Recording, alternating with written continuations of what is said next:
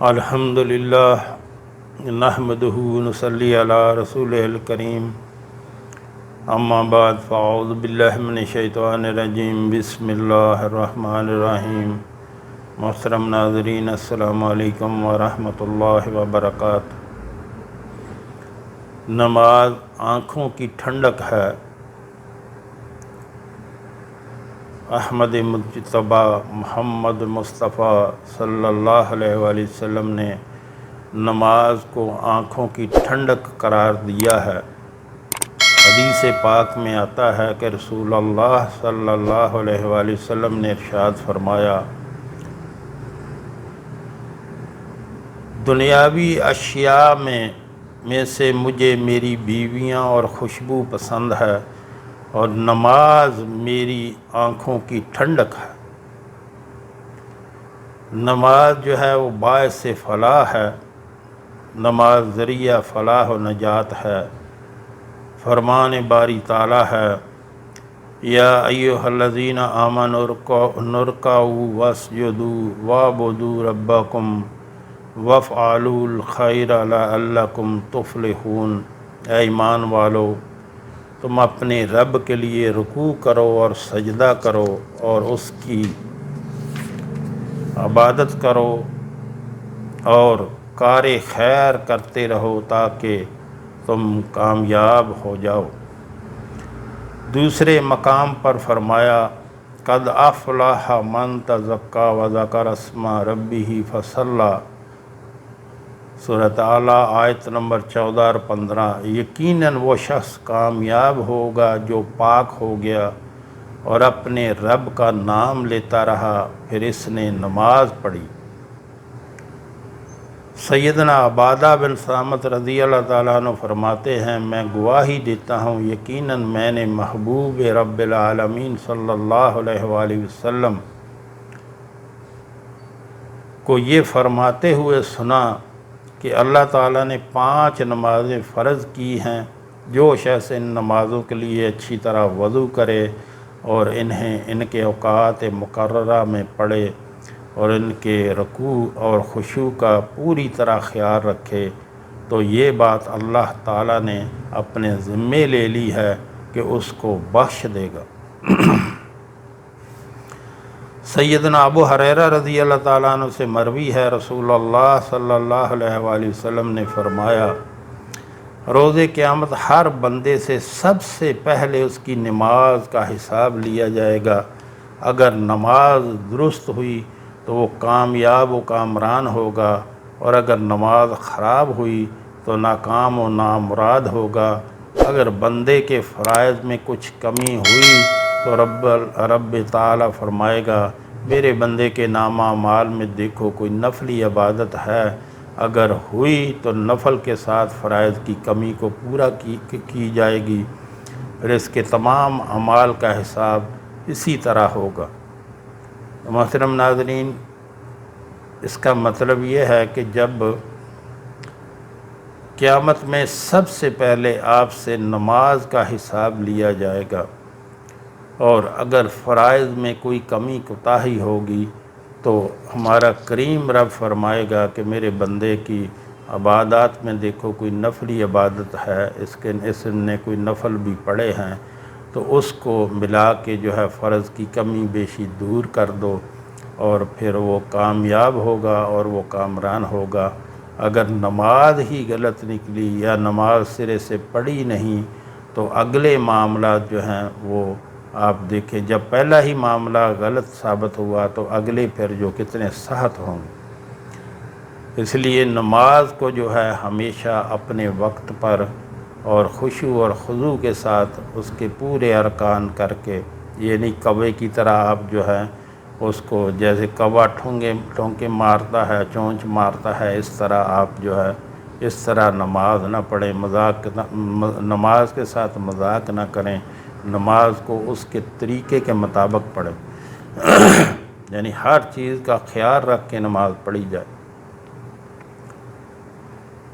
محترم ناظرین، یہاں آپ سے گزارش کرنا چاہوں گا، ہمارے ہاں دن کے ٹائم میں ایک دسترخوان چلایا جاتا ہے جو کہ فری آف کاسٹ، بلا معاوضہ کوئی بھی اس میں کھانا کھا سکتا ہے۔ ہمارے آقا صلی اللہ علیہ وآلہ وسلم کا فرمان ہے کہ سلام کو عام کرو اور لوگوں کو کھانا کھلاؤ، سلامتی کے ساتھ جنت میں داخل ہو جاؤ گے۔ یعنی سب کو سلام کرو، کوئی جاننے والا ہو یا نہ جاننے والا ہو، سب کو سلام کرو اور لوگوں کو کھانا کھلاؤ، سلامتی کے ساتھ جنت میں داخل ہو جاؤ گے۔ جو ہمارے بہن بھائی ملک میں یا ملک سے باہر، مثلا امریکہ، کینیڈا، برطانیہ، یورپی ممالک، خلیجی ریاستوں میں رہتے ہیں، اللہ نے اپنے فضل سے ان کو بہت نوازا ہوا ہے۔ ان سے گزارش کروں گا کہ آپ بھی اس کار خیر میں اپنا حصہ ضرور ڈالیں۔ یہ آپ کے تعاون سے اور اللہ کے کرم سے اس کو چلتا رہنا چاہیے۔ اپنے مہینے کی ایک ترتیب بنا لیں، اپنی سیلری میں سے یہ اپنے کاروبار میں سے 5% یا 10% یا جتنا اللہ آپ کو زیادہ توفیق دے نکال کے اللہ کے راستے پہ خرچ کیا کریں اور اپنے لیے آخرت کا ذخیرہ بنائیں۔ جو آپ نے اللہ کے راستے پہ خرچ کیا تو ہمارا کریم رب اس کو دنیا میں بھی کئی سو گنا بڑھا کر واپس کر دیتا ہے اور وہ آخرت کا ذخیرہ بن جاتا ہے۔ جو آپ نے دنیا پہ خرچ کر دیا وہ ضائع ہو گیا، جو آخرت پہ اللہ کے راستے پہ خرچ کیا اللہ اس کو جو ہے آخرت کے لیے ذخیرہ بنا دیتے ہیں۔ اپنے ہاتھوں سے اپنے اللہ کے دیے ہوئے مال کو اللہ کے راستے پہ خرچ کریں۔ یقین کریں بعد میں کوئی کسی کے لیے کچھ نہیں کرتا، حتیٰ کہ دیکھا ہے کہ اولادیں والدین کی چھوڑی ہوئی پراپرٹی یا جائیداد کو وہ اس پہ جو لڑائیاں جھگڑے کرتے ہیں اور پھر وہی مال جو ہے وہ بال بن جاتا ہے۔ ویڈیو کے شروع میں میرا نمبر چل رہا ہے اور ویڈیو کے نیچے میرا واٹس ایپ نمبر چل رہا ہے، اس پہ آپ رابطہ کر کے طریقہ کار پوچھ سکتے ہیں۔ اللہ ہم سب کو نیک عمل کی توفیق عطا فرمائے۔ نماز حصول جنت کا ذریعہ ہے۔ اللہ تعالیٰ کے جو مومن بندے نماز کی حفاظت کرتے ہیں، جب دنیا سے رخصت ہو کر اپنے رب کے پاس پہنچیں گے تو اللہ غفور الرحیم انہیں عزت و اکرام کے ساتھ جنتوں میں جگہ دے گا۔ فرمان باری تعالیٰ ہے، والذین هم علی صلاتهم یحافظون اولئک فی جنات مکرمون۔ سورۃ المعارج آیت نمبر 34 سے 35۔ جو اپنی نمازوں کی حفاظت کرتے ہیں وہی لوگ جنتوں میں معزز و مکرم رہیں گے۔ اور ہمارے آقا صلی اللہ علیہ وآلہ وسلم کا فرمان ہے، جو شخص طلوع آفتاب اور غروب آفتاب سے پہلے نماز پڑھے گا، یعنی فجر اور عصر، وہ ہرگز جہنم میں داخل نہیں ہوگا۔ یعنی فجر اور عصر کی نماز جو ہے ان کو کبھی بھی لیٹ نہیں ہونا چاہیے، ان کو اپنے وقت پہ جو ہے ادا کرنا چاہیے۔ ایک حدیث میں سرور عالم صلی اللہ علیہ وآلہ وسلم نے فرمایا کہ جس نے 2 ٹھنڈی نمازیں یعنی فجر اور عصر پڑھیں وہ جنت میں داخل ہوگا، اور جو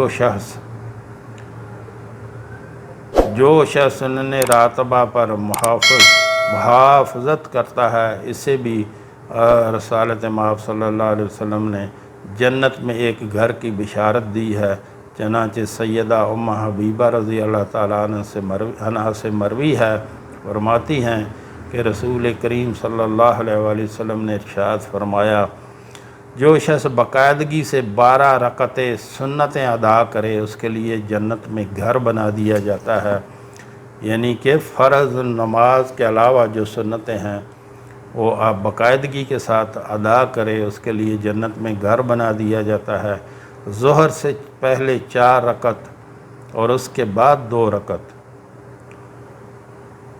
نماز مغرب کے بعد 2 رکعت، نماز عشاء کے بعد 2 رکعت اور نماز فجر سے پہلے 2 رکعت، جو ان سنتوں کو ادا کرتا ہے اس کے لیے جنت میں بہترین جو ہے وہ محل تیار کر دیا جاتا ہے ہمارے کریم رب کی طرف سے۔